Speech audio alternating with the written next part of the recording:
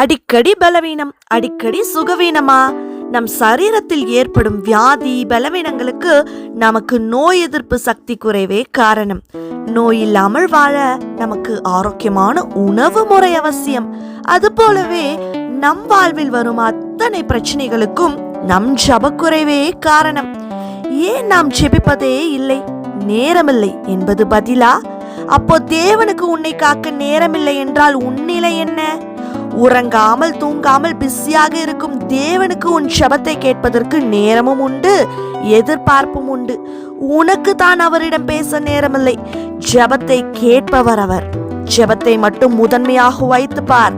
ஜெயமாய் உன் காரியங்கள் தானாய் வாய்க்கும். ஜெபித்துவிட்டு செயலாற்றிப்பார். உன் போராட்டங்கள் ஜெயமாய் மாறும். ஜெபம் உன் வாழ்வில் மிக முக்கியமான ஒன்று.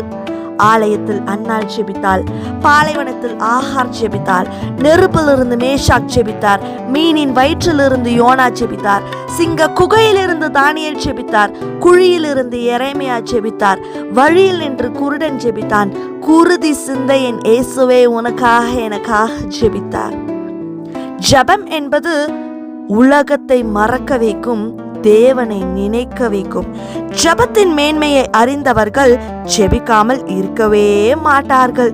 இன்றைய தினத்திலிருந்து நீங்களும் ஜெபிப்பீர்களா? God bless you.